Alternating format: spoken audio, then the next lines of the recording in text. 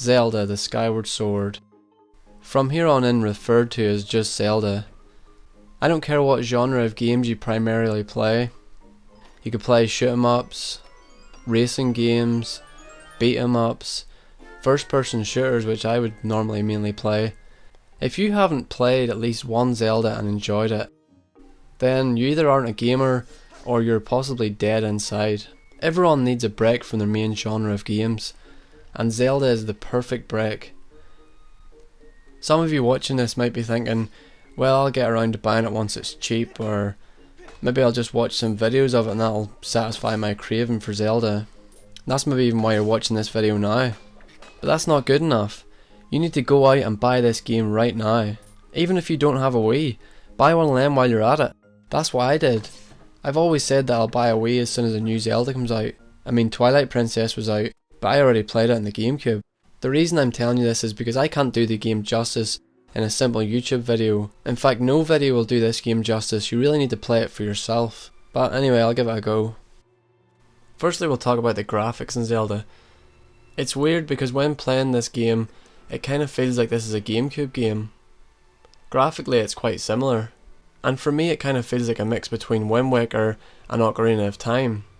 You get a very stylized nature of the game, and an impressionistic feel to the scenery. Because if you didn't already know, this game was inspired by the Impressionist artists.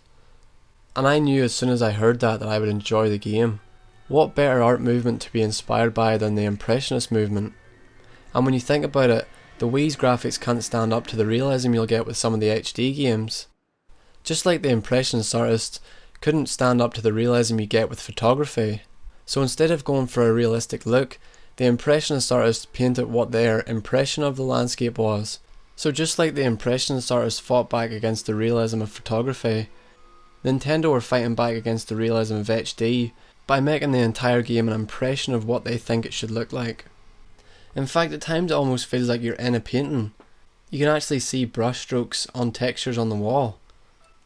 And it looks like some of the backgrounds have been taken right out of Seurat's pointillism paintings. Well, at least we can all be happy about one thing. At least this game wasn't inspired by Picasso and Braque's Cubist movement.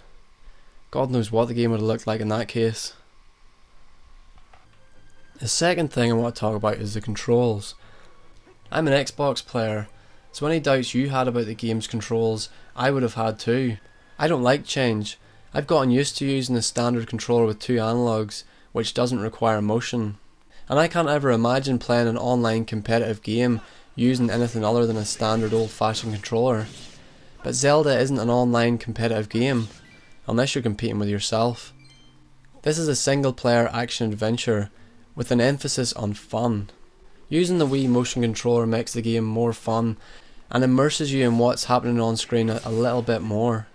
And it's a lot more responsive than I first thought it would be. Even more so when you get the slingshot. Because once you get it, you can center your controller at any point by pressing down on the D-pad. Which means that if you do find the controllers out of sync, you can just equip your slingshot and resync it again. Plus you get a red dot sight for your slingshot, so that should keep all you first person shooter fans happy.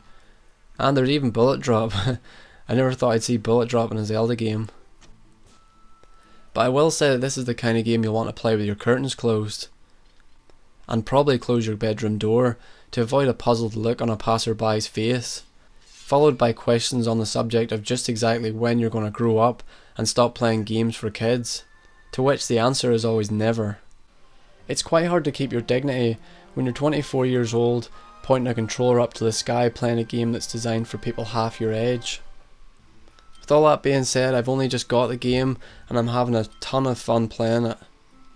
And I'd love to stay and talk for some more, but I'm going to go back and play some more Legend of Zelda. I hope I've inspired some of you guys to buy the game as well, and I hope you're all as happy with it as I am.